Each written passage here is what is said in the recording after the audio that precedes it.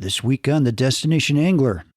I caught a golden one time that was so fat it had wrinkles in the back, and I measured it at 18 inches, and I said it was 5 pounds at the time. I don't know if it really was because I've never weighed any of these fish, but, they seem big. They seem like worthy adversaries. They love to take you down deep and rub you in the rocks, and then the next second, there's a fish jumping, and you say, oh, and then you see there's a leader on the end. And that's your fish. That same fish. Yeah, the same fish. So they will jump. Okay. They will jump, yes. Welcome to the Destination Angler Podcast, the podcast for anglers who travel. And I'm your host, Steve Haig. We go right to the source, the local guides and experts, to build your knowledge of top fishing locations around North America. It's a big world out there. Now go and fish it. I'm going away for a while, but I'll be back soon. Whoa, whoa, whoa. Hey anglers, welcome back to another episode of The Destination Angler, brought to you by Trout Routes, the #1 fishing app helping you find new trout water so you spend less time on the road and more time doing what you love, trout fishing. And by Anglers Coffee, perfecting the coffee experience for the fly fishing community and anglers everywhere with small batch coffee delivered to your doorstep. It's darn near perfect. Coming up on the Destination Angler Podcast, we're headed to Lake Iliamna in the Alaskan backcountry with some hair-raising stories of giant Alaskan brown bears and rainbows the size of your leg. Better keep your head on a swivel. Then how about some fantastic brown trout fishing on Michigan's iconic Manistee River, which is a veritable bug factory. And be sure to backcast to catch the last episode of the Destination Angler with stories from the Western Native Trout Challenge covering 18 species of trout in 12 states. You won't want to miss these shows. And be sure to hit that subscribe button to catch all the Destination Angler episodes coming your way. And if you like the show, please share with a buddy. Want to be the first to know about new episodes? Well, head on over to the new Destination Angler website and sign up. You'll be entered to win a free year's subscription to Trout Routes. We'll pick a winner on the next show, and that could be you. Our winner this week is Jeff from Mooresville, Pennsylvania. Congratulations, Jeff, and thanks for listening. And today our destination is the grand and rugged Wind River Range in central Wyoming, and our guest is backcountry guide and high country legend George Hunker of Sweetwater Fishing Expeditions, Lander, Wyoming. The Wind River Range stretches over 100 miles north to south, encompassing 3 wilderness areas, and is absolutely loaded with remote alpine lakes, over 2,000 of them. It's also where you can find the largest golden trout in the West, and where 4 to 5 pound trout are not uncommon. George says he's the luckiest guy he knows to still be leading backcountry fly fishing trips at age 73. A New Mexico native, he moved to Wyoming in the early 70s, where he met his wife, and where they were both National Outdoor Leadership School instructors. Today, as an Orvis-endorsed guide, he and his son run remote alpine trips to these beautiful and uncrowded places where trout abound and people can unwind. With 50 years' experience in these mountains, George shares some great stories and wisdom, along with a rundown on the elusive golden trout. Be sure to stick around to the end for a great story of an ex-college quarterback, a snowstorm, and a tough lady, along with some wisdom for the younger fly fishing guides out there. George, welcome to the show. Great. Glad to be here, Steve. Yeah, wonderful. The Wind River Range has been on my mind since I started this podcast 2.5 years ago. I read on your website that your goal is to take people to beautiful places where trout abound and where the simple camp life can cleanse our minds and bodies. Rejuvenation is why our trips are a true vacation. I wonder if you could George, we could just start with, say a little bit more about the kind of experience you're giving clients as they fly fish these alpine lakes in the winds. It sounds amazing. Well, Steve, the wilderness has always been important to me. When I was in college, I got to spend summers in national parks. In particular, formative to me was being in Denali National Park in the 60s. And I got the feeling of wilderness from that. Just flying into Anchorage back then felt like the most remote place in the entire world. Oh my gosh. And when I came into the Wind Rivers for the first time in the late summer of 1969, I crossed a high ridge at about 12,000 feet and looked out on this myriad of peaks, jagged, some faces like Yosemite, I was thinking, oh my gosh, this reminds me of Alaska. And it was a vast wilderness, and there were going to be fish everywhere. I heard of people that had fished and enjoyed it. And on my very first trip, besides the beauty and the feeling of seclusion, I distinctly remember landing 100 fish from a small stream in a morning. And you could say that was greedy, but back when you're young, you were looking for that sort of thing. You were looking for the Shangri-La of all fishing. And the Wind Rivers over the years have always been that way to me. There's Wow. kind of endless things to do, endless places to explore. It's never boring, and you can find solitude. So Yeah. Okay. That's interesting. So, and you decided to make a career out of taking clients up into these mountains. yes, in the mid to late 70s, I had been working for the National Outdoor Leadership School, and I'd been teaching courses of climbing and backpacking and map reading, expedition behavior, that sort of things to students. And after getting married in 1975, I said, you know what? I'm going to take people in the winds backcountry fly fishing, because I'd had this huge background in fly fishing and it was always my passion. And I just said I was going to do it. And on a shoestring, my wife was working at the time. We started the business and gradually built up our clientele until it became a nice one-person business where we mostly backpacked to different places in the winds and had a great time fishing. Oh my gosh. Well, I love it that there's people like you out there that I can call and do a trip like this. It's just fantastic. I have to say, I first heard about the Wind River Range back in the 1980s because I had a buddy who, like you, also worked for NOLS, the National Outdoor Leadership School, out of Lander, and I kept in touch. I still keep in touch with him. He was a high school friend, and he was talking about the phenomenal fishing in the winds. Like, you really didn't need a big assortment of flies, a little brown one, a little tan one, seemed to work for him. But he did say that some of the lakes were barren, right? So, you kind of had to figure out which lakes had fish and which didn't. But if they had fish, it was kind of lights out fishing. What do you think about that? Right. Well, fishing is never always all lights out, but there's so many opportunities in the winds. It's just phenomenal. There, by most accounts, 3,000 lakes, 2,000 of which are stocked with fish. And so in between all of these lakes, you have streams flowing. And streams, of course, are going to accumulate fish from the lakes one way or another. A lot of times they get washed downstream and they can't get back up to the lake. So those fish in the stream tend to have, if they can't get back to the lakes, tend to have a harder life. They have to take every opportunity to feed. And ice goes out maybe in June and it ices up again in October. So those fish have a 4 or 5 month feeding season. And they tend to be very, very, very aggressive in the streams in particular. Yeah. So if you really wanted to rack up numbers, you would fish streams almost exclusively. And we do it with, dry flies because it's so much fun. But the lake fishing is, you would miss something in the winds if you didn't fish the lakes. The winds were stocked mostly in the 1930s, originally by a guy named Finis Mitchell, who had been on the railroad out of Rock Springs, but was laid off in early 1930 because of the Depression.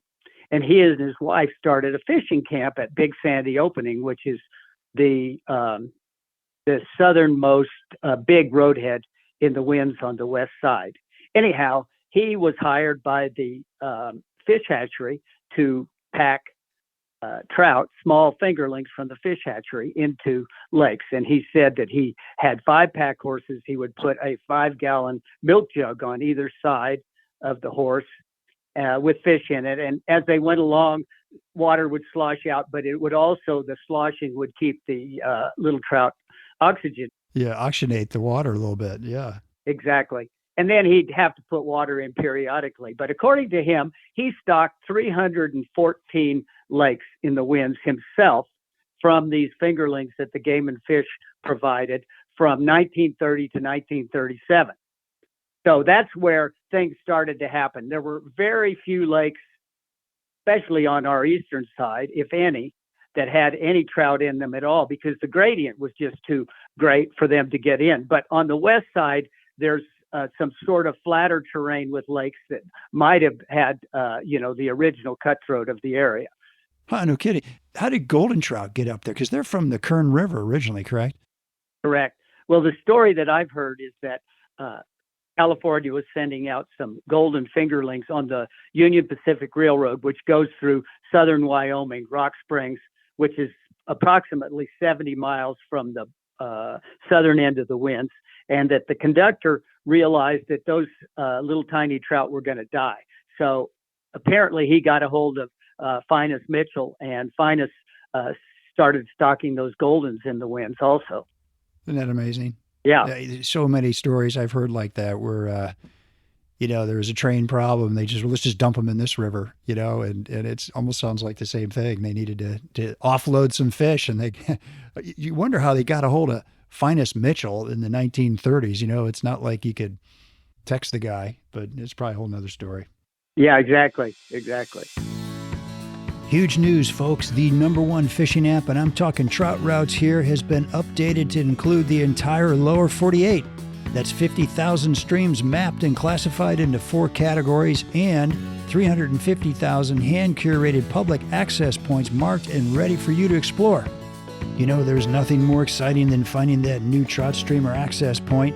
I'm a huge fan of Trout Routes because they make it so easy. Say goodbye to stumbling around country roads looking for your next spot, because Trout Routes provides every detail you need for each stream, including public and private bridges, stream flows, trail access, where to park, camping opportunities, boat ramps, and more. No service, no problem. You can save maps for offline use. With Trout Routes, I've found dozens of new streams and access points I never would have known about. So what are you waiting for? Sign up for Trout Routes today on your Apple or Android phone. Well, okay, can you give us kind of a breakdown of the winds? So I said in my intro that they're kind of a north-south thing, but give us an idea, like how do you kind of break down the winds as a fly angler? Well, the winds are a very beautiful, vast wilderness, approximately 100 miles long by 20 or 30 wide, with no roads running at all through the wind rivers. And the spine is the Continental Divide, highest peak being Gannett at 13,804 feet. And the western side of the winds drains into the Green River. The eastern side drains into the Wind River, which becomes the Bighorn drainage. And then there's a little offshoot drainage called the Sweetwater that kind of creeps around the southwest side of the winds and then flows back into the North Platte. Yeah. And the mountains were formed by a big thrust fault, which means that part of it was just gradually uplifted and tilted, and then the other side broke off. And the eastern side of the winds, which is the Lander-Dubois side, is the gradual upslope. So from the valley, you never really see into the big peaks of the winds on the Wind River side. But on the Pinedale side, the western side of the winds, the fault dropped and you see right into the high peaks. So it's really kind of an interesting way it was formed. And then, of course, after the rise of the mountains, the glaciers were here for quite a long time, the last glacial age being about 10,000 years ago. There was an actual ice field in the winds, mainly on the west side, that was, similar to, let's just say, Greenland or something like that, where it just sits there and then the glaciers would come down the valleys out of that ice field. So that was formative on the west side of the winds, because there's an area that's relatively flat where that that glacial ice sheet sat at about 10,000 feet with numerous pocket lakes in that 10,000 foot range. Yeah, that 10,000 foot range. Okay. But you spend most of your time on the eastern side. That's kind of where you take folks. Is that correct? Mostly on the eastern side. The western side is the classic Wind River side of the mountains. It has the Bridger Wilderness. The Bridger Wilderness is the west side of the winds, and it's controlled out of Pinedale by the Forest Service, the Bridger-Teton National Forest. The east side of the winds, where we live, has three entities. One is in the north is the Fitzpatrick Wilderness, more around the DuBois area. The center portion of the winds is on the Wind River Indian Reservation and is a roadless area, managed as wilderness. And the southern part on the eastern side near Lander is called the Paposia Wilderness. So there's one big entity on the west side and three on the east side.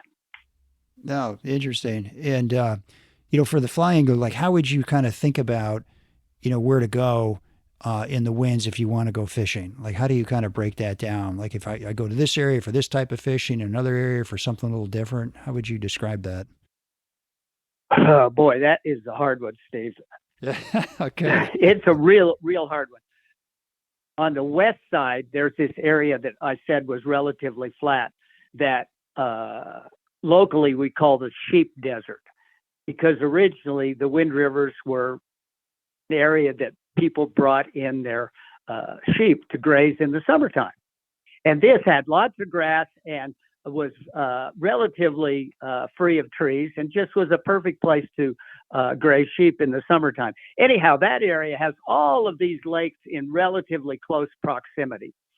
So that's a good place to start. Our eastern side tends to have distinct drainages that come out of the mountains through a canyon. And the lakes tend to be up high, right next to the peaks, in the cirques where the glaciers carved these deep lakes in the middle of these cirques. And that happens also on the west side, but you also have this extended area of sort of pothole lakes, most of which are still very deep, but where the glacier kind of sat. So I guess if I were trying to do some trip planning, I don't know if I would think of the area first that I was going into. I think I would do research on the type of fish that I wanted, how far I wanted to go, my physical abilities, that sort of stuff, before I zeroed in on an exact place to go. The western side of the winds out of Pinedale, the Bridger Wilderness, has way better access than the eastern side.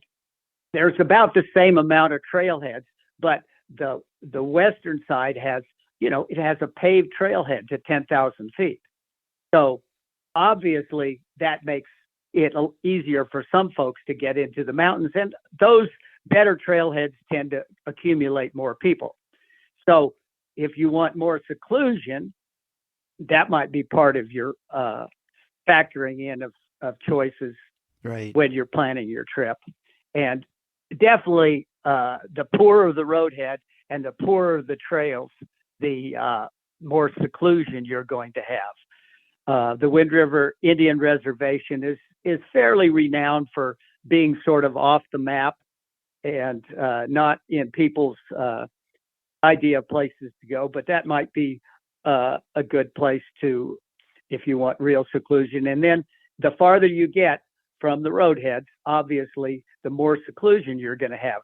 That doesn't necessarily mean, however, Steve, that the fishing is going to be any better. Oh, interesting. But there are plenty of areas in the winds with no trails. There's one map I remember that says no roads or trails in this area. I love that. No roads You're or like, trails. I'm going there. Yeah.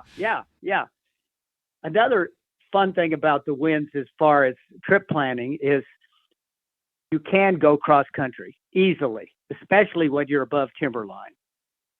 Timberline's at about 10,500 feet. So you can link a lot of these areas together because you're not having to fight underbrush and things like that. And the map reading is relatively simple. Yeah. So I could get up there, maybe set up a campsite in a central location and then kind of do day trips out of my campsite to different lakes in the area. Exactly. That's what I like to do. There are younger people nowadays that really like to hammer it, and maybe walk all day, 10, 15 miles, spend an hour or two in the evening fishing. That can certainly be done. But I'm thinking I want to walk an hour or two in the morning and fish for 10 or 15 hours. yeah, day. That's kind of my feeling. I've always figured our trips to be, fly fishing trips, and people are paying us money. They're not paying us money to kill themselves. They're paying us money to take them to good fishing. So I'd usually, even on a week-long backpacking trip, have 3 full days where we didn't carry a pack. And the day's short enough at the end of the day so that, we'd have plenty of time to still fish. Okay. Hey anglers, are you looking for a darn near perfect cup of coffee to start your day? Then do yourself a favor and check out anglerscoffee.com. That's right, Anglers Coffee is made by anglers for anglers, delivered to your doorstep, one batch at a time. They start with the very best coffee beans selected for their great flavor and responsible growing methods. Then each batch is roasted fresh daily. The result is a wide selection of roast styles that will satisfy the most discerning coffee lover. And now you can enjoy Angler's Coffee anywhere, anytime with the Dry Dropper single-serving coffee in a tea bag. Just add water. And this isn't your mother's instant coffee. It's a single serving of carefully dark-roasted, fresh ground and nitro-sealed coffee. A percentage of each sale goes to some great nonprofit organizations that directly impact the fly fishing community. So head on over to anglerscoffee.com to check out their great selection of coffee and the organizations they support. If you're not 100% satisfied, they'll give you your money back, no questions asked. That's Angler's Coffee. It's darn near perfect. I read that 19 of the 20 tallest peaks in Wyoming are in the Wind River Range. And from what you're saying, it sounds like it's pretty darn rugged. Like, how good a shape do you have to be in to really tackle these? If you're going to backpack, you should be in pretty good shape. Backpacking is an enterprise that nothing trains you for it except backpacking. So people that are going out backpacking for the first time each year, they are going to hurt some. The pack is going to ride into their hips. The pack is going to ride into their shoulders. It's a matter of, suffering in a mild way Right. until you get used to it. There are different ways of getting into the mountains. You don't have to just backpack. There's plenty of horse outfitters that will take you into a spot and drop you off with your gear. So, and you can even ride or you can walk. Yeah, great idea. It's the nice thing because the Wind Rivers are a real western range. It is one where horses are allowed and horses are encouraged. It's the old West. Yeah. Yeah. Oh, no kidding. And can you bring you've got some wildlife up there that you've got bears, and up north, I think you've got some grizzly bears, right? I mean, do people typically pack a pistol as they go in there or just bear spray? What do you like to do? Well, we never take a gun. We have never run into a grizzly bear in the winds. I know that there are grizzly bears in the winds. All of the reports I have are of just quick sightings and the bear is gone, which a bear should be, just gone, wild. Mm-hmm. But you need to take bear precautions, and you should carry bear spray and hang your food if you're backpacking. Well, hang your food if you're in there in any way, shape, or form, so we don't get bears that are accustomed to human food. There are more black bears than grizzly bears, but they tend not to be all that pesky, except occasionally. So you need to be careful, but you don't need to be afraid of your life going into the winds. You need to be careful, respectful of the wildlife. Okay. And would you were talking about how maybe the the lesser used roads or the I don't know, the trails that aren't quite as well developed are actually probably the better trails for anglers to be on. Would you say it would be a good idea to rent a 4-wheel drive vehicle to get up to those trailheads? Yes, Okay. there are trailheads that do require 4-wheel drive, but there are other good trailheads that I've seen Okay. BMWs up at ones you wouldn't believe. But there are a few that really do require 4-wheel drive, and not necessarily, as I said, going to get you better fishing, but lots of times a little bit more seclusion. And anytime you get off of a trail, you're going to find way more seclusion. And people, when they're camping, should be mindful of the wilderness ethic, that they are well off the trails, well away from the lakes, well away from where people can see them when they camp, because then that gives everybody else more of a wilderness feeling. You can walk down the trail and you don't see a tent and you think there's nobody there, where there could be, myriads of tents off in the woods. And, you have the feeling of seclusion. And that's what I like to do for our clientele, is to give them the real wilderness feeling. And not that we don't bump into people occasionally, but we prefer not to, or at least I prefer not to. Right. Yeah. And that, I love that, getting just away from the crowds. Cause I have heard story. Matter of fact, we were out there last summer when Yellowstone kind of closed. We were trying to reroute our trip. We ended up just going down to Jackson Hole and fishing one of the tributaries of the Snake and did really well. But I was looking at the winds, and I read, of stories of, 250 cars at a trailhead, I think mostly on the western side. I kind of thought, wow, I thought the winds were much more secluded. Like, how crowded does it get in the winds? It could be fairly crowded, just like you said, Steve. Yes, you heard rumors of 250 cars. I heard those rumors too. I was even at Big Sandy Opening, one of the two big roadheads on the west side, last year or two, and there were 250 cars. There are certain areas that collect people. One is the Cirque of Towers, which is the famous jagged bunch of peaks that lots of climbers enjoy. The same thing of Titcomb Basin out of Elkhart Park, which is a paved roadhead that can accumulate quite a few cars. But the big thing is picking the time of year. There are less people early in the season and late in the season. If you go from the 1st of August to the 20th of August, that is going to be the highest use time of year, probably when most people take vacations anywhere in the United States, whether it's in mountain areas or not. Yeah. And besides that, the winds have perhaps the best weather at that time. Exactly. Very few bugs and just consistent days. Oftentimes, some years we have not even a thunder shower at that time of year, just a bright blue skies. So you can bet that if you get off trails, you don't go in the middle of August and you go early or late, you're going to be better off. Yeah. It sounds like there's plenty of trailheads that don't have 250 cars piled up, and maybe you just need to find one of those and just count on the fact you might have to hike a little farther or do a little more bushwhacking without trails. Is that right? Exactly. Okay. I mostly start from most roadheads on the trail and then see what you have. Mm-hmm. Are there decent lakes that are pretty close to these, to the trailheads? I mean, how far do I have to hike in? Like, let's say I just want to go do a day trip. Is that possible? Can I find some decent fishing? Yeah.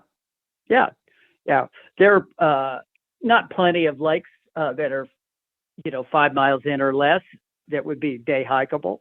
But there are a few.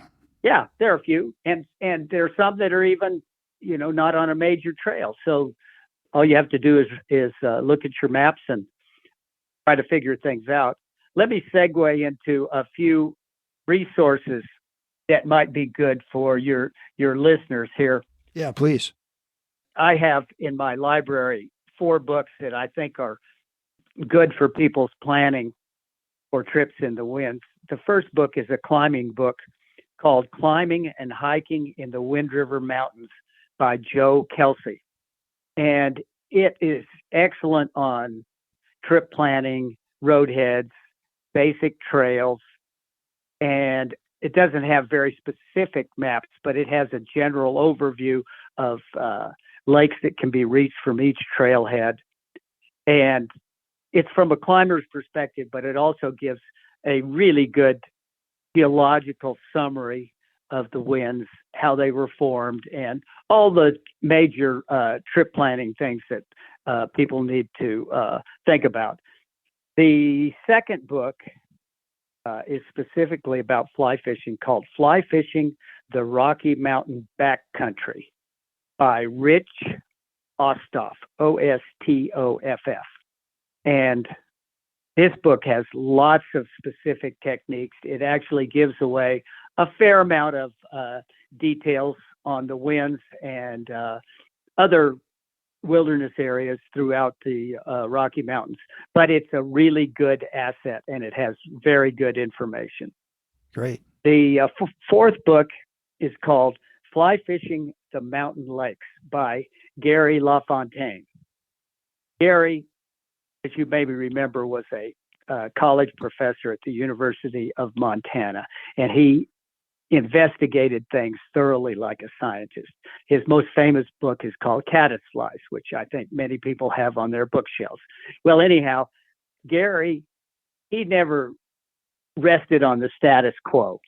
And one of the big things in this little book, which I don't know where people have found this out, maybe trial and error, but that actual ice out is the time to catch the biggest fish in the lakes. Oh, really? Yes. How come? Well, I think it's a combination of factors, but the fish have been under the ice all winter long. Right. They're hungry. Yeah, Yep. They're hungry. I don't know why else exactly, but I'm sure if you read that book thoroughly, he would have some sort of a theory. But the book, in a way, proves that. And he'd learned this from some other guy. And, he spent a summer just chasing the ice. And it's kind of fascinating. In my business, however, we don't want to have to wait 10 days for the ice to go off a lake. Yeah, exactly. We have to play it safe. And there have been very few lakes that I've hit right at ice out. And it's been fairly amazing. A lot of times the ice hasn't even gone off the lake, and you can sort of see these fish under the ice itself. So, you toss out a woolly booger and you onto the ice and you just jig it off and let it sink for a second, and kapow, these fish come out. Really? Under They watch the it ice. as it's going across the ice? They look up and watch it, and it drops in? No, they don't see it on the ice. They see it as it comes off.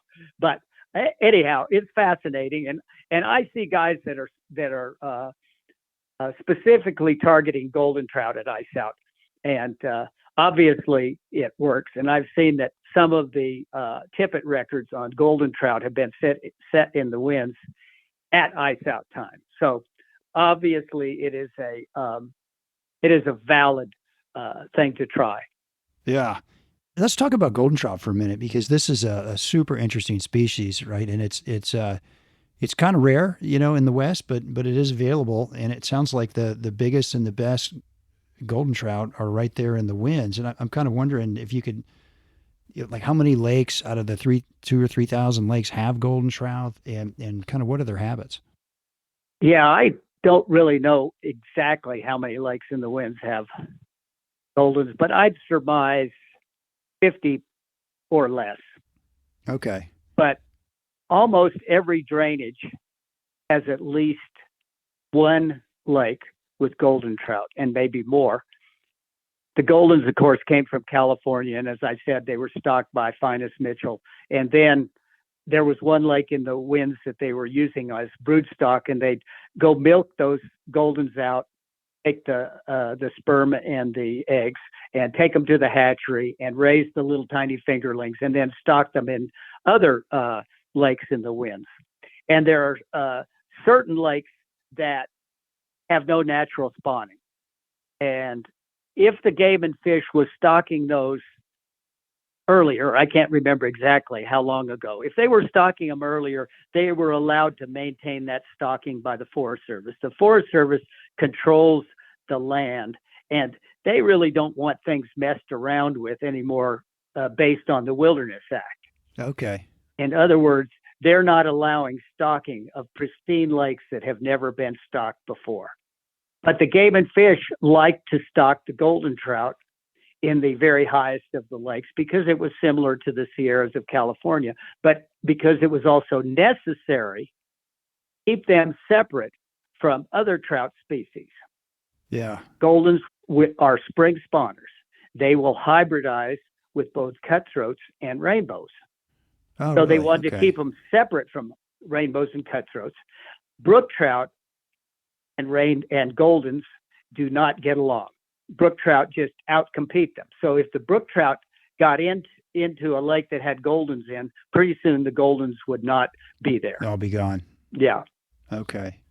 So what's a golden trout like as far as something to pursue with a fly rod? Are they like a cutthroat trout, or are they like some other species, or they're sort of their own thing? They're definitely their own thing, and the fisheries biologists say they're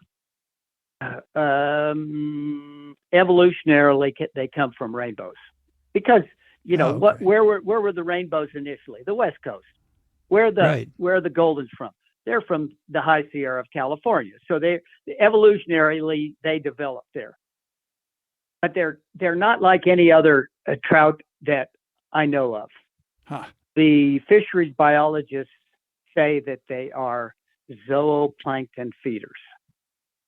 So what is zooplankton, you ask? Yes. What is that? They feed on things the size of a pin or smaller. They're like those the big blue whale that feeds on plankton in the ocean. Doesn't eat anything big. So what does that mean for a fly fisherman? Exactly. Yeah, you got me. How do we imitate zooplankton? Well, I think I've seen a book by a guy named Denny Richards, who's a big lake guy in the lowlands catching really big fish. And I think he developed a zooplankton fly for big rainbows. And I think essentially it was a yarn leech with a few speckles of paint on it. But I don't know if that really works. But zooplankton. Okay, so they get fat on zooplankton. Do they have to eat anything else? Not really. So they're particularly interesting in that, they don't behave like normal trout. In my opinion, they do not like light. They don't like light. So that means, okay, they're down pretty deep. And so the likelihood of you finding them rising is not very good. And of course, everyone would like to catch fish on dry flies if they could. But, these fish like to be down deep. They cruise the drop-offs, and sometimes you can't even find them. Wow. But they do take flies, but sometimes they're maddening. Like you'll see a bunch of 100 out there just kind of, I call it sunbathing. And they don't seem to spook. You catch one, and then you can't catch another one on that fly. You change flies, catch one, can't catch another one. Very maddening fish, but fun because they're in such beautiful country, country. And they're just gorgeous fish. Gorgeous fish. Yeah. Like how big do they get? Well, the world record is something like 11 pounds that came from Cook Lake on the west side of the winds in like 1949. But brook trout have taken over that lake. There are no more goldens in there. I see numerous tippet records of 5 pounds. Oh, really? Okay. Yeah. I think we've seen fish as big as, say, 7 pounds, maybe, in my experience over 50 years. But, a golden of 18 to 20 inches is going to be a really good fish. They in most lakes, get very deep, like a brook trout. When a brook trout gets big, they get really slabby. And you can have a 5-pound brook trout at 20 inches. Wow. I caught a golden one time that was so fat it had wrinkles in the back. And I measured it at 18 inches, and I said it was 5 pounds at the time. I don't know if it really was because I've never weighed any of these fish, but, they seem big. They seem like worthy adversaries. They love to take you down deep and rub you in the rocks. And then the next second, there's a fish jumping, and you say, oh, and then you see there's a leader on the end. And that's your fish. That same fish. Yeah, the same fish. So they will jump. Okay. They will jump, yes. And, they can behave just like normal fish, too. You can catch them on dry flies sometimes. Oftentimes, we use nymphs and we're fishing to cruising fish, and we're just spotting them and getting them on their nose. Interesting to me is that golden trout often will take your fly, and you'll be watching a sunken fly. You're retrieving it. You're watching the golden. You'll see him open his mouth, but he doesn't turn. So how do you detect that he has your fly? Because you can't feel anything. Well, if you saw him open his mouth and close it, then maybe you strike. But that's the difference between a golden and a lot of the other trout, where a cutthroat will come up and turn on your fly, and you'll immediately feel them. Yeah, right. If you're fishing under the water for them, yeah. Well, if they're eating zooplankton, then they're probably just walking up and sucking in a, blob of zooplankton, I'm guessing. Exactly. And I've seen these things cruising the surface.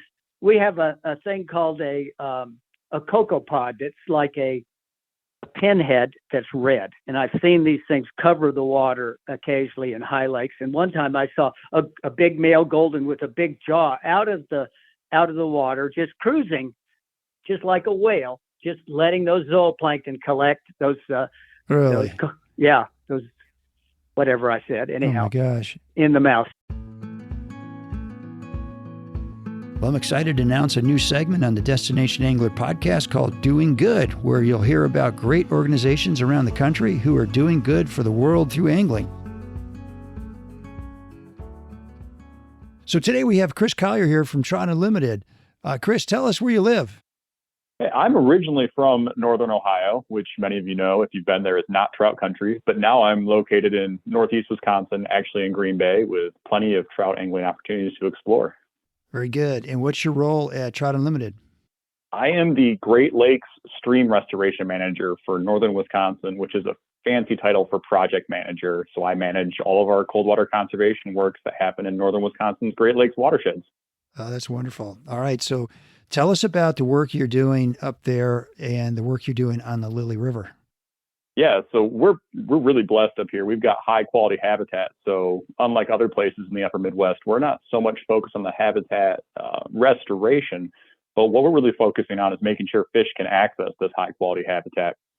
We work in and around the Wyoming-Nicolet National Forest, which has around 1,200 miles of fishable trout streams in its boundaries, and we're making sure fish can access that. So we work on removing barriers to fish passage, which largely in this area isn't, things that hit our mind like dams so commonly, but it's looking at road stream crossings that actually alter the channel and make it impossible for fish to move from productive feeding grounds up to cold refuge habitat during summer months, and also to important spawning streams.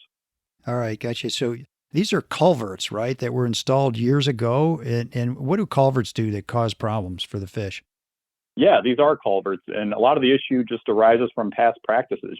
We keep learning as we advance as a civilization. And, what we learned as practices from the 50s, 60s, 70s, and 80s and 90s didn't take the stream into effect. It was just focused on how do we get the road past this stream at the cheapest cost possible. Okay. So now we're looking at it as how do we make this stream and road work together? So we're trying to eliminate things like perched outlets. Think, little waterfalls happening every time a culvert's set too high, or increased velocities because these culverts are sized down so small they actually cause the stream to shoot out like a shotgun rather than, move in its natural course. Okay. And fish can't get up there because the water's moving so fast, if that's the case. Exactly. Okay. How many culverts are there in this area? I mean, are we talking about thousands of these, or how many are there? Yeah, we're talking about thousands. It's a pretty big scale issue. Now, not all of them are causing issues. Some of them are performing quite well from both a transportation and an ecological perspective. But there's a lot out there. And what we're trying to do is, identify where the worst offenders are and target the highest quality habitat to have the greatest impact we can as we try to attack this quite sizable issue. Right. And so how did this project get selected out of all the thousands of culverts up there? Yeah, this Lily River one actually came through a public education and outreach campaign we've been running with our partners. That includes groups like the Wisconsin Department of Natural Resources, the U.S. Forest Service, Fish and Wildlife Service, and others. We're trying to educate communities about better culvert management. And that's because it's not only a fish passage concern, which is why, Trout Unlimited is concerned, but it's also a flood resiliency concern, because when we cause streams to be impacted like this, we're also increasing flood risks. This was one of those projects. We were contacted by the local government in Forest County, Wisconsin, because they knew of this crossing that was on a trout stream that every time the snow melts, it's underwater, and it's a constant transportation concern for their community. So that's where it came from. Okay, gotcha. And so when you put a culvert or take a culvert out, what did you put in that fixed the problem? Yeah, so we use a method called stream simulation design. And basically the idea is we want the stream when it's going under the road to look as close to a natural representation of that stream as possible. And that allows it to, move up and down with water levels to keep flows at velocity so that fish can still move up and downstream. Make sure there's no jump barriers where fish can't, get in and then through the culvert. And also when we're at extremely low flows, make sure that there's enough depth in that low flow channel so fish can still move then. Okay. And that often results in a culvert that, our terminology is bank full width, which basically means the size of the active stream channel. Okay. Ah, neat. And so once again, why do fish need to move up and down these streams? In a place like Northeast Wisconsin, we have a lot of, we have thousands of miles of stream. And, the nice thing with that network of stream habitats is we have everything from, what we'd call marginal transitional to warm water streams where fish do quite well for feeding during, spring, summer, and winter months. When we get into the heavy part of summer, though, it gets too hot in those stretches and they need to move up into colder, more spring-fed areas. And that's where this really becomes, an important type of project for Trout Unlimited, is because a lot of times those cold headwater streams fish need during those hot summer months, think July, August, during hopper season. We need to get up to those streams to survive, and making sure that they can get up there by having properly installed culverts really helps those populations move and reproduce and persist. Okay, I gotcha. All right. Well, tell us a little bit about the fishing in this neck of the woods. I imagine it's heavily wooded and pretty tight, but what's the fishing like? The fishing's quite an adventure. It's not a super developed area. There's fortunately lots of roadways, so there's lots of access to these streams thanks to the communities that do exist there and from the national forest. It's quite an adventure. We've got very vegetated banks, so you are really going to want to practice your roll cast before you get up here. You're going to be catching trees all day, and I've been guilty of that. But we've got incredibly healthy populations of native brook trout and wild brown trout. And there's the occasional rainbow you can find left over from past stocking that are just kind of hanging out in small populations. So, you can get quite the fun thing from poking around a really tight, narrow headwater stream in summer months and just finding just pools packed full of fish that are coming up to these really cold areas, to the larger systems when you're in the shoulder seasons of fall and spring. You really be fishing a pretty big river system and trying to pick it apart. And then, kind of unique to the area, we have a lot of called spring ponds on it. They're massive areas of groundwater input that result in these ponds that are, 25, 30 feet deep and, an acre in size, that present really good opportunities for fish to grow and also form the start of our highest quality trout streams in a lot of cases. That's great. How's the public access? It's pretty great. We have roadways all over the place you can access from road crossings. That's legal access in Wisconsin, but there's also lots of boat access in some of the lakes and in the larger rivers. And there's plenty of different camping and fishing access areas that the Wisconsin Department of Natural Resources and the U.S. Forest Service and then county governments have also put in at a lot of their parks and other conservation lands. All right, Chris, well, that's great. How can people get in touch with you if they got some questions about the area? Yeah, the best way to get in touch with me is probably through email. And my email is chriscollier@tu.org. That's CHRIS.COLLIER@tu.org. Chris, thank you for being on the show. Yeah, thanks for having me. This was great. All right, now back to the show.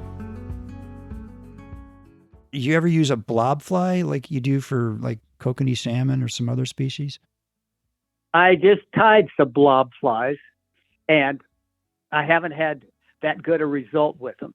But early in the season, we often use a little pink sow bug tied with ostrich herl.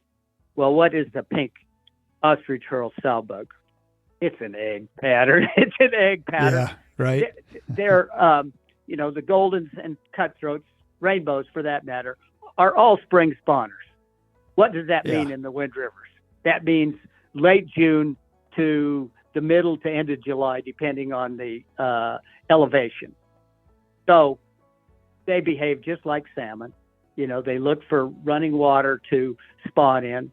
They'll stage, where the streams come in. And we have very good results on bright colored flies, especially for golden trout at that time of year. Yeah. Are you fishing sink tips or sinking lines often to get down deep? No, never. Almost never. Huh, Almost okay. never. Yeah. Floating lines. I have had a few guys that ask me, well, where do you think I could best catch a golden trout when we're having a hard time finding them? I said, well, that portion of the lake, it drops off really steeply. They did have sink tip type lines and did pretty well. I just prefer to find the fish whenever I fish. I started going to New Zealand in 1976, and I developed this love for sight fishing. Yeah. And I brought that back to the Wind Rivers, and I walked the lakeshore.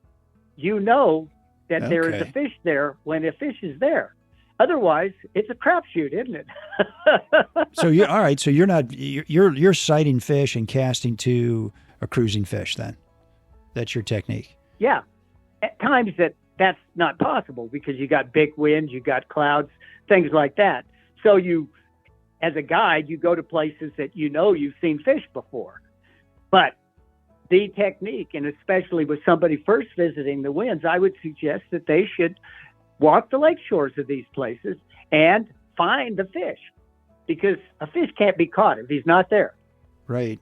Yeah. So often I've seen people that just stand in one spot in the lake, and if you're not catching a fish in that spot, man, try another spot. Keep moving. Yeah. Yeah. It's boring to stand in one spot. Yeah, that too.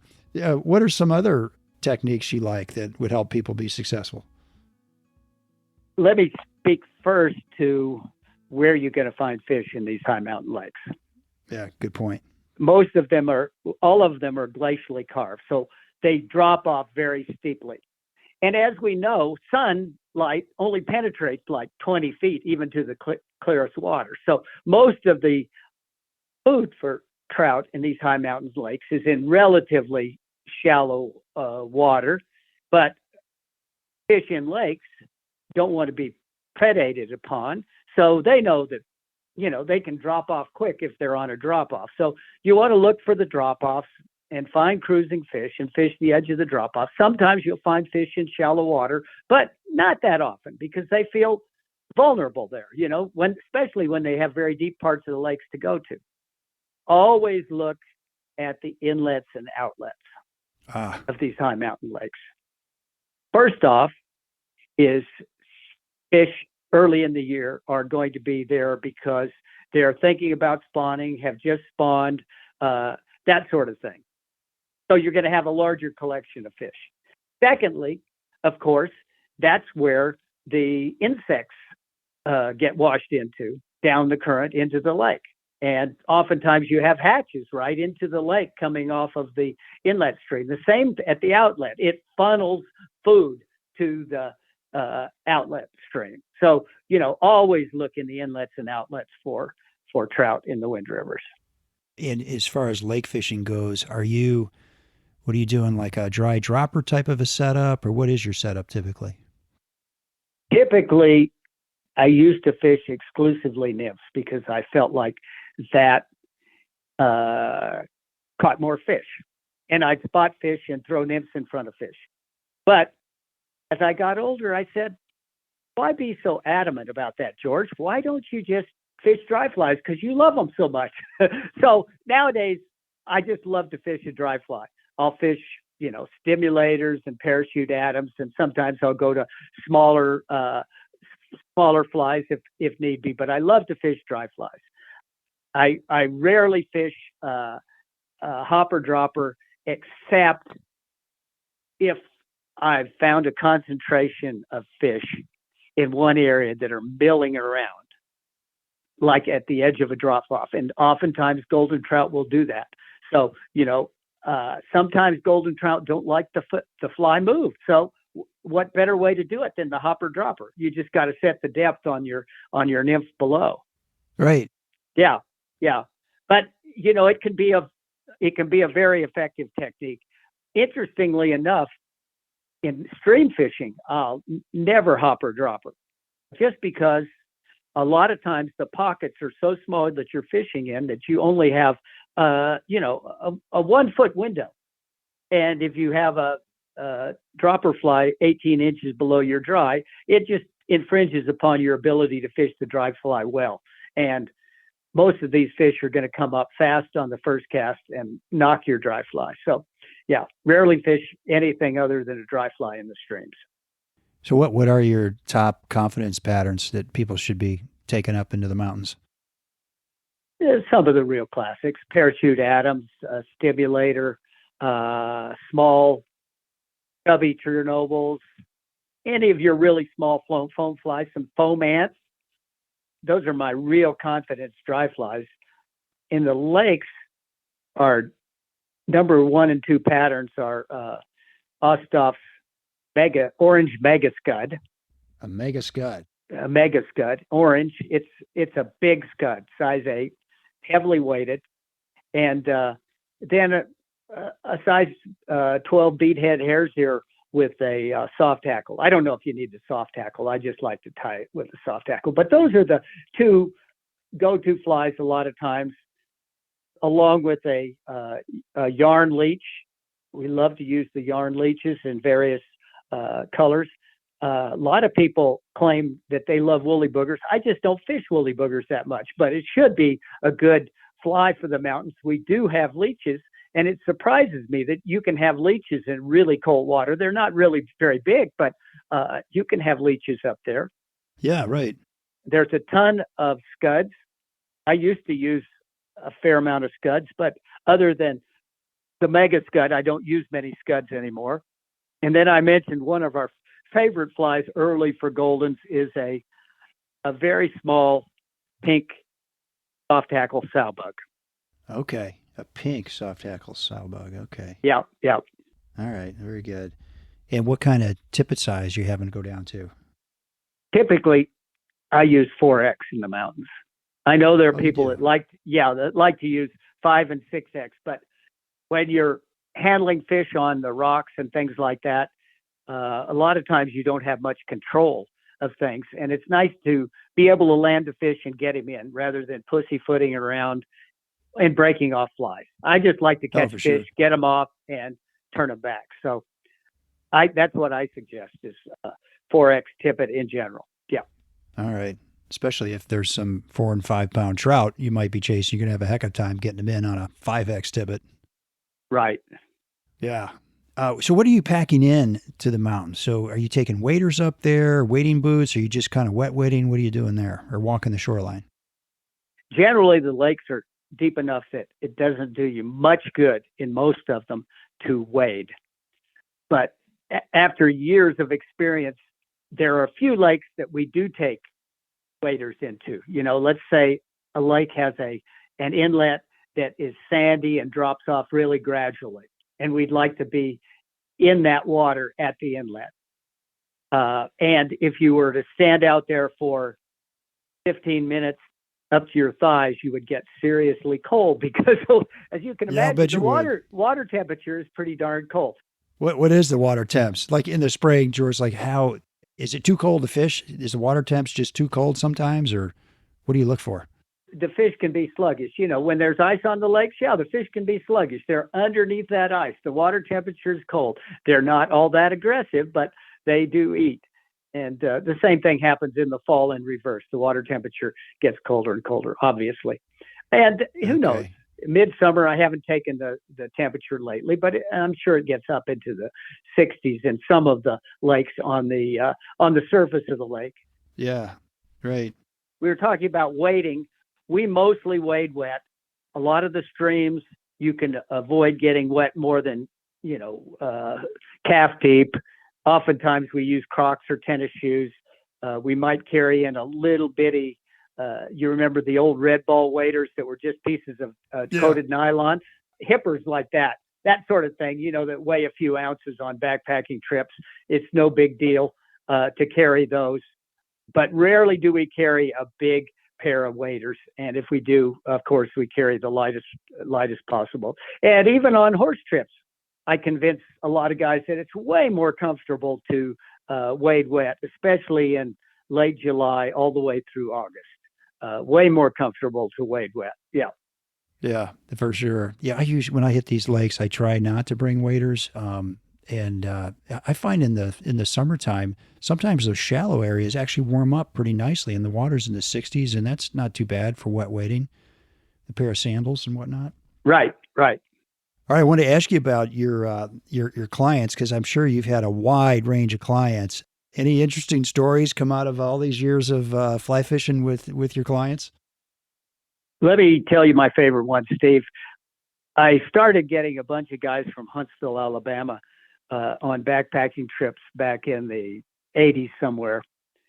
And one time they had a full cadre of 6. That's the most we would ever take to go in the mountains. And most of these guys had not backpacked before. This was when we had a farm in Crowheart, Wyoming, halfway between Lander and DuBois. And they came down to the farm, and we'd get all their gear out in the grass and check everything the day before the trip, just to make sure everything was perfect. You don't want to carry any more weight than you have to. And so I check over their gear, make sure they had everything perfect. And, we had lots of extra sleeping bags and tents, things like that we'd let people borrow. This one guy was the last guy in the whole crew for me to check out. He had this big scabbard knife on his side. He was from Alabama, had a big accent, kind of a Rambo type. So I started giving him various equipment, and I got to sleeping bag, and I said, "Where's your sleeping bag?" He said, "I don't have one." I said, "What?" Oh, no. I almost blew my top. He said, "I brought my snowmobile suit." I said, "You can't wear a snowmobile suit in the mountains." He says, "Yeah, I'll be fine. I said, "It's liable to be freezing at night." He said, "I've slept on my boat in this snowmobile suit when it was below 32 degrees. I said, "Fine," because I was exasperated. Okay, this was whatever. the first of August. We start hiking in the next day. We're not going too awful far. And we get in, and it has started to snow. To snow. We get 4 or 5 inches of snow the 1st of August at 10,000 feet. No big deal, but you need to be prepared. So that night, he's in a tent with another guy from Huntsville, and he's miserable. He burns candles all night long to keep warm. Candles? Candles. And his tent mate has a miserable night's sleep because of this. So the next day, I say, "John, here, take my sleeping bag, and I'll wear the snowmobile suit." So the second night was equally as cold, and I froze. But after that, it warmed up enough, and I wore the snowmobile suit. He took my sleeping bag, and both of us were fine. But what did that teach me? If you want to say no, just say no. Go buy a sleeping bag. Go back to town, get a sleeping bag. Yeah. Oh my gosh. Well, hopefully they caught some fish. Yeah, no, of course they did. Yeah. Yeah, very good. I was going to ask you, George, about your background. So I said in the intro that you grew up in New Mexico and got hooked on fly fishing. How'd that all come about? It's kind of interesting to think back on growing up in New Mexico in the 50s and 60s and think, a fly fisherman from New Mexico? I can't believe it. There was not a lot on the internet. There was no internet, of course. You read Field and Stream magazine, A.J. McLean, Joe Brooks in the other big magazine, Sports Afield. And somehow I was just interested in fly fishing. My dad and uncle had a little stream that they fished in northern New Mexico. And at first, I remember we had really old, long bamboo fly rods, and we'd fish worms. And, when you fish worms, you toss it out. It's fishing like a nymph.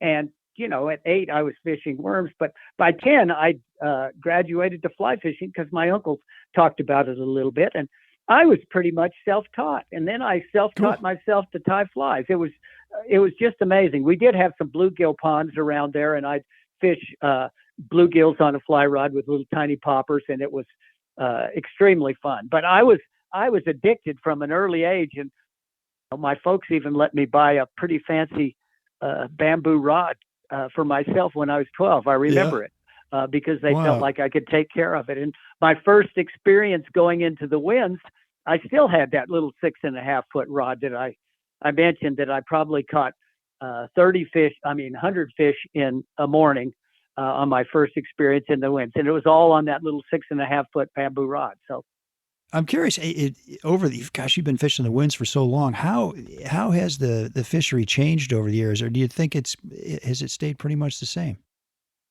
well, there are certain areas that have changed, as you can imagine, and there are certain areas that have stayed the same. There's been a fair amount of encroachment of brook trout into higher waters where it infringes upon cutthroats and particularly golden trout. But, there is just lots of fishing. That's the big joy of the winds. There's just lots of fishing, lots of exploring. It's one of those things that you can do for a lifetime. Like myself, I've done it professionally, and I still haven't fished everything that I'd want to fish. Oh, no kidding. Yeah, Wow. yeah. And there's still places with big fish, and there's still places you can catch numbers. And we need to be careful of the resource, and we need to protect our wilderness areas and be cognizant of leaving no trace and our wilderness ethic with other people. And if we do have areas that are highly fished, to be courteous human beings and to maybe plan your day with relationship to another group that you've run into. Well, we're going up there. They said, well, we'll go somewhere else, or vice versa. That Or vice type versa. Yeah. Right. Yeah. Right. And are you still doing some farming? No, we moved from Crowheart probably about 95 back down to Lander, just because my wife got a job. She supported me all these years. I mean, this is just an operation that's still kind of hand to mouth, but my son has taken it over, and it's making a living for him, and it made a little bit of a living for me. And the big thing is it's a joy to take people out that appreciate the wilderness, that appreciate camping, that appreciate being unplugged, that appreciate catching a few fish, that appreciate learning. You bet. What could be better than that? What could be better than that? And I feel very fortunate. It's also led to a very healthy lifestyle. So, like I'm still backpacking. This fall I was in Bhutan at 16,000 feet. I'm the luckiest person I know. The luckiest person I know. More fortunate. Yeah. Can I ask how old you are? I'll be 75 here in a few days. 75 and still backpacking. Good for you. Yeah. Well, that's I'm fantastic. lucky. Yeah. How did you meet your wife? We both worked for the National Outdoor Leadership School, Knowles, out of Lander. Okay. And yeah. One thing led to another, and we worked together. And then it was kind of one of those preordained things. We were just going to get married. And there you go. Yeah. And the great thing is she loves to fish. She loves to backpack. Oh, perfect. Who has a compadre that they are married to at 70 years old that still likes to backtrack? I don't know. I'm one. I'm one. I'm very lucky. Very fortunate. And you're telling me with the show that you and Paula celebrated an anniversary up in the mountains somewhere. Is that right? Yeah. Back in 1971, we had our first child in September 1st of 1980. Paula had helped me on all of the trips in the 70s, but with a little child at home, she was homebound on the farm. Not homebound, but she was doing all the stuff on the farm, doing the irrigation, whatnot. Well, the irrigation was over in September, and she decided that she was going to come into the mountains and meet me in there on our anniversary, the 26th of September. So I had these two guys from Texas who, they were not old. They were probably in their 30s, that went in on a trip that through really rugged country, no trails. And we were hunting golden trout. And we had caught some golden trout, and we were going to come over this big ridge and come back to our first night camp where Paula, my wife, was going to meet us on our anniversary. So we get going over this ridge, and there's no trail, and it starts to snow. It's going to be a whiteout. Well, I was trained in all of this sort of stuff, but you don't use your compass all that often. And that sort of stuff. Yeah. But I'd set a compass bearing over this ridge using the map. We couldn't see a thing, but it took us over the ridge. And as we started to descend, I could smell smoke. And I knew that Paula had made it in and was at our camp and was going to be there for our anniversary. So we came down and she had soup around the fire. It was snowing a little bit there. And it was a great joy, of course, on the 26th of September, 1981. She hadn't been in the mountains, but she's plenty tough. And so the next day, we were going to head back out over another ridge of 12,000 feet and out of the mountains. And Paula hadn't been in the mountains in a year or so. And she didn't have to take care of our guests, really. So she just started hiking. And this is a typical Wind River high ridge where it's just grassy with a few boulders and grassy and tundra and tundra and tundra and tundra. Sure. And it just goes up and up and up and up. And we were at about 9,000 feet. So you're gaining 3,000 feet. Well, lo and behold, one of the two guys was the former quarterback of Texas Christian University in Abilene, Texas. And, women were not made to outshine the quarterback. Well, he tried to keep up with Paula. Paula was not paying any attention to him. She just keeps going and just keeps putting a little distance on him all the time. And of course, I learned all this later that he was just humbled by a little 125 pound woman that was out functioning him in the mountains. So, yeah, that's funny. One of my favorite remembrances. Yeah, that's great. Oh my gosh. Let me ask you this question. I'm thinking about you and doing this for 50 years. Fantastic. Like, what would you say to that young man who was you back in the 1970s getting started in this guiding business? What advice would you give him today, if you could? I've often said that being as a guide in the fly fishing business, that the fishing and the expertise related to fishing is the least important part. I would say, be kind, do good work, take care of everyone. And then it all would fall into place. Yeah, no kidding. Because you spend 5-6 days with your clients in the mountains. I bet you really get to know these people, don't you? Right. You do get to know them. I mean, there are people I've invited to go bike riding in France that were former fishing clients of ours, or, other places, around the world. I've gone with a few people that I've had in the winds to New Zealand and things like that. So yeah, we become friends. Yeah. It's quite a bit different actually than your normal guide in a boat on a river that has people for one day. Yeah, I'll bet. You experience some hardship together, some times where you're hungry and tired, sometimes some bad weather. And we really appreciate the people, particularly that appreciate the wild and beautiful places that Mother Nature has provided for us. So, when you see the spark in their eyes, you're almost like their pastor. You're providing a service that they clean themselves out and renew themselves. It's been remarkably rewarding all these years. Yeah. Oh my gosh.